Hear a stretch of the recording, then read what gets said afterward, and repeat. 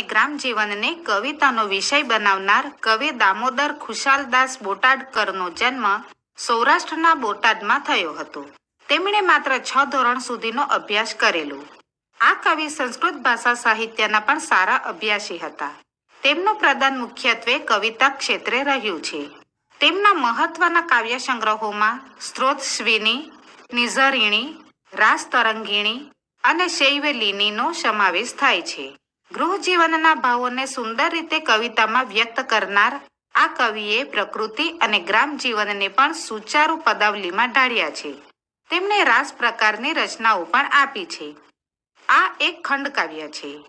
ખંડકાવ્યમાં કોઈ વિશિષ્ટ પ્રસંગના આશ્રયે મુખ્યત્વે વિવિધ ભાવોનું છંદો વૈવિધ્ય સાથે નિરૂપણ કરવામાં આવે છે. વેદક ભાવ નિરૂપણ સાથે એમાં હૃદય સંઘર્ષ અને જીવન રહસ્ય પણ રજૂ થાય છે. પ્રસ્તુત ખંડકાવ્યમાં લક્ષ્મણ અને ઉર્મિલાના હૃદય ભાવોનું આલેખન થયું છે. પતિ સાથે વનમાં જવાને બદલે ઘેર રહી વીરા વ્યથા સહન કરવાનો નિર્ણય ઉર્મિલાએ કર્યો, તેને લક્ષ્મણ અભિનંદે છે. પતિ પત્ની જે પ્રેમ અને કર્તવ્યનો તીવ્ર સંઘર્ષ અનુભવે છે તેનું ખંડકાવ્યમાં અસરકારક નિરૂપણ થયું છે.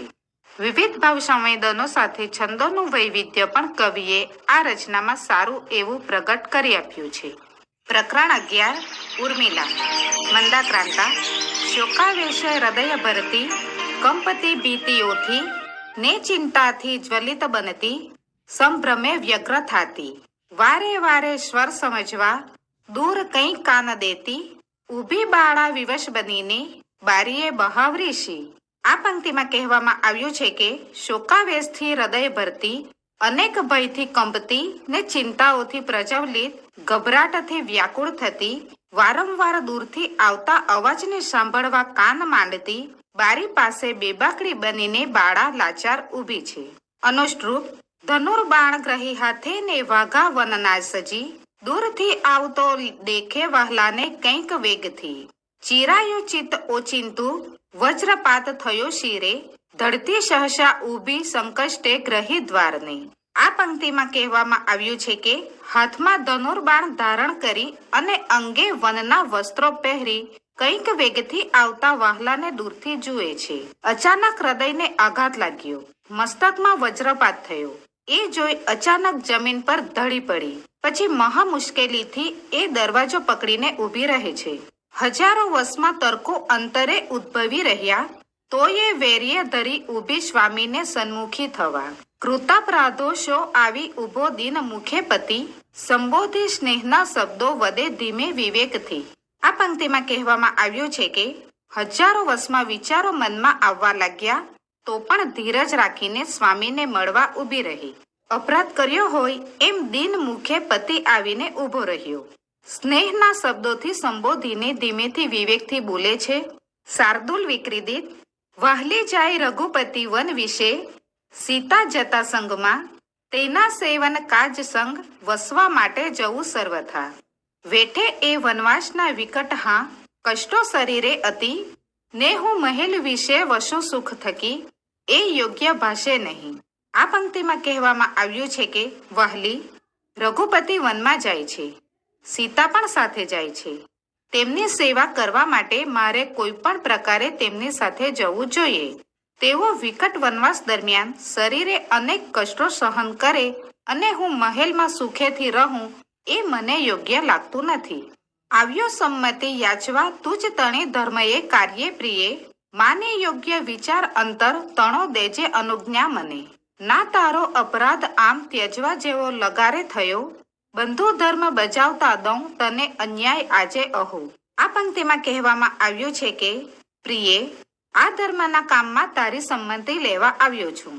મારો આ વિચાર યોગ્ય છે એમ માનીને મને અંતરથી આજ્ઞા દેજે.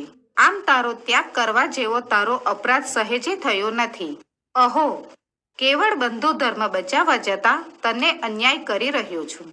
અનુષ્ટુપ સ્વપ્નમાએ ન સૂજેલી માનેલી મનથી નહીં, સાંભળી શોકની વાર્તા ઓચિંતા સર્પ દંશસી, રોમ દ્વારે શર્યું વેગે રક્ત વારિત્વ પામતું, ફાટ્યા ચિત્ત અને ચક્ષુ ભાનના દેહનું રહ્યું. આ પંક્તિમાં કહેવામાં આવ્યું છે કે તે સ્વપ્નમાં પણ વિચારી નહીં હોય તને મનમાં ખ્યાલ પણ નહીં આવ્યો હોય એવી અચાનક સાપના ડંખ જેવી આ શોકની વાત સાંભળી રૂવાડે રૂવાડેથી લોહી પાણી થઈને વેગથી સર્યું, હૃદયને આઘાત લાગ્યો અને આંખો પહોળી થઈ ગઈ. દેહનું ભાન પણ ન રહ્યું. કાષ્ઠની પૂતળી જેવી ઊભી સ્તબ્ધ બની રહી. વૃત્તિઓ સર્વ વહાલાની વિલોકી મુખ વાંચતી. આર્તનાદ ન કંઈ કીધો, ના ચેષ્ટા સ્નેહની કશી. સ્નેહ સૂર્ય ધરી ઊભી આપદ ભાર ઉઠાવતી. આ પંક્તિમાં કહેવામાં આવ્યું છે કે કાષ્ઠની પૂતળી જેવી તે સ્તબ્ધ બનીને ઊભી રહી. પતિની સર્વે ઈચ્છાઓ જાણી તે તેના મુખના હાવભાવ વાંચતી. તેણે ન આંતરનાદ કર્યો કે ન પ્રેમની ચેષ્ટા કરી.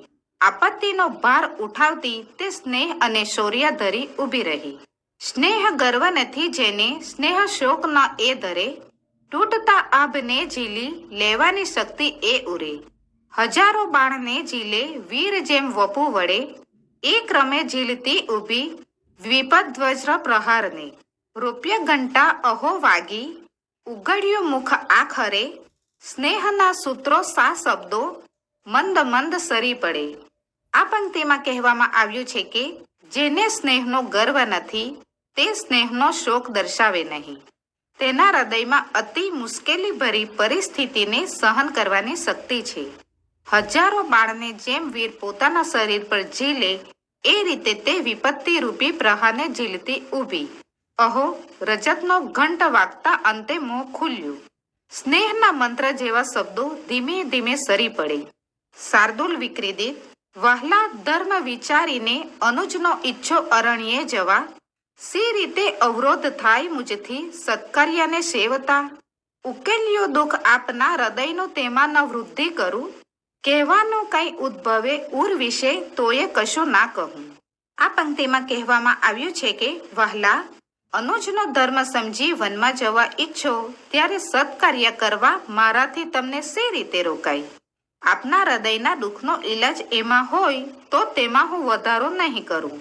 હૃદયમાં કંઈક કહેવા માટે ઈચ્છા થતી હોય તો પણ કશું નહીં કહું. ને સંગી વસવા તણો હઠ કરી ના કષ્ટ આપું વધુ. ચિંતા ભાર વધારવો તમ શિરે એ યોગ્ય હું ના ગણું. ચિંતા અંતરની દયિતને સંગી થવા ઈચ્છવું. એથી ઉત્તમ વિપ્રયોગ સહીને હા ચિત્ત ચિરાવવું. આ પંક્તિમાં કહેવામાં આવ્યું છે કે મારી સાથે રહેવાની હઠ કરી તમને વધુ દુઃખ નહીં આપું. તમારા શિરે ચિંતાનો ભાર વધારવો તેને હું યોગ્ય ગણતી નથી. પતિને મારા હૃદયની ચિંતા કરાવી તેના સંગી રહેવા ઈચ્છવું તેના કરતાં ઉત્તમ એ છે કે વિયોગ સહીને હા હૃદયને આઘાત પહોંચાડવું. ને સંગી વસવા તણો હઠ કરી ના કષ્ટ આપું વધુ. ચિંતા ભાર વધારવો તમ શિરે એ યોગ્ય હું ના ગણું. ચિંતા અંતરની દયિતને સંગી થવા ઈચ્છવું. એથી ઉત્તમ વિપ્રયોગ સહીને હા ચિત્ત ચિરાવવું. આ પંક્તિમાં કહેવામાં આવ્યું છે કે મારી સાથે રહેવાની હઠ કરી તમને વધુ દુઃખ નહીં આપું. તમારા શિરે ચિંતાનો ભાર વધારવો તેને હું યોગ્ય ગણતી નથી. પતિને મારા હૃદયની ચિંતા કરાવી તેના સંગી રહેવા ઈચ્છવું તેના કરતાં ઉત્તમ એ છે કે વિયોગ સહીને હા હૃદયને આઘાત પહોંચાડવું. અનુષ્ટુપ. ધન્ય ધન્ય તને દેવી અનેરી કોઈ ઉર્મિલે. ધર્મ સંકષ્ટ સ્નેહીનું તું સખી સમજી ખરે. હજારો કષ્ટ હૈયાના ને ચિંતાની પરંપરા. સહી લેવા તણી સહજે તૈયારી તે કરી અહા. આ પંક્તિમાં કહેવામાં આવ્યું છે કે ધન્ય ધન્ય તને દેવી અનેરી કોઈ ઉર્મિલા. સ્નેહીનું ધર્મ સંકટ તું ખરેખર સમજી શકી. હજારો કષ્ટ હૈયાના અને ચિંતાની પરંપરા સહન કરી લેવાની તે સહેજે તૈયારી કરી અહા. ચિત્તને ચીરતા ભૂંડા વિલાપો નહીં તે કર્યા. સંસાર સેવકોથી તું જુદી કોઈ સુરાત મજા. કર્તવ્ય પાળવા કેરો હર્ષ તું હણી નાખશે. વનવાસ વિશે વિઘ્નો હા અત કીર્ત આપશે. અથવા આવવા સંગે હઠ બુરો બતાવશે. આ પંક્તિમાં કહેવામાં આવ્યું છે કે હૃદયને વિંધતા ભૂંડા વિલાપો તે ન કર્યા. તું સંસાર સેવકોથી જુદી કોઈ સુરાત મજા. ફરજ પાડવાનો આનંદ તું હણી નાખશે. હા, વનવાસ જવામાં અણધાર્યા વિઘ્નો નાખશે અથવા મારી સાથે આવવા ખોટી હઠ કરશે. સીતાનો દાખલો લેવાતું અવશ્ય ઊભી થશે. હતી એ અંતરે ભીતિ ઉપાય સૂઝતા નહીં. પરંતુ દિવ્ય કો દેવી સિદ્ધ તું સર્વથા થઈ. સ્વાર્થને પોષવા તારે અંતરે વાસના નથી. સ્નેહીના ચિત્તને શોભે એવી તે શાંતિ સાચવી. આ પંક્તિમાં કહેવામાં આવ્યું છે કે સીતાનો દાખલો લેવાતું જરૂર ઊભી થશે. મારા અંતરમાં આ ડર હતો. કોઈ માર્ગ સૂઝતો ન હતો. પરંતુ તું કોઈ દિવ્ય દેવી સર્વથા સાબિત થઈ. તારા અંતરમાં સ્વાર્થને પોષવાની ઈચ્છા નથી. તે સ્નેહીના ચિત્તને શોભે તેવી શાંતિ રાખી. મંદાક્રાંતા. સંગે રહેવું નિજ હૃદયનો ભાર ઉતારવાને, ને વાહલાને કુશલ નિરખી અંતરે રાજવાને. એ તો વાહલી અદમ ઉરનો સ્વાર્થ કે સ્નેહ ગર્વ, સ્નેહી કેરું હૃદય સમજે તે તણું તત્વ સર્વ.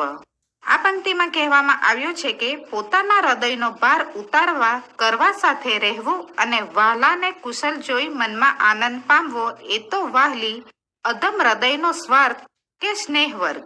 સ્નેહીનું હૃદય સમજે તે જ સર્વનો સાર છે. ચિંતા ભૂંડી હૃદય હણતી સોંપવી સ્વામી ચિત્તે, ને રક્ષાને કઠિન કૃતિમાં રોકવો સર્વ રીતે. લૂંટી લેવું વિષમ વનમાં સર્વ સ્વાતંત્ર્ય એનું, એ વહાલી તે ઉચિત ન ગયું ધન્ય હા ધર્મ તારું. આ પંક્તિમાં કહેવામાં આવ્યું છે કે હૃદયને પરેશાન કરતી ખોટી ચિંતા સ્વામીના ચિત્તને સોંપવી અને રક્ષાના કઠિન કાર્યમાં સર્વે રીતે રોકવો, વિષમ વનમાં તેનું સર્વ સ્વાતંત્ર્ય લૂંટી લેવું એ વહાલી તે યોગ્ય ન ગણ્યું. ધન્ય હા તારી ધીરજને, ના શિક્ષાના કથન કથવા યુક્ત તારા સમીપે, ને આશ્વાસો પણ ઉચ્ચરવા વ્યર્થ જેવા દિશે છે.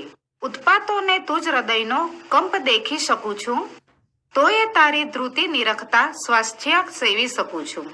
આ પંક્તિમાં કહેવામાં આવ્યું છે કે તારી પાસે શિખામણના શબ્દો કહેવા યોગ્ય નથી અને આશ્વાસનમાં શબ્દો પણ ઉચ્ચારવા વ્યર્થ જેવા લાગે.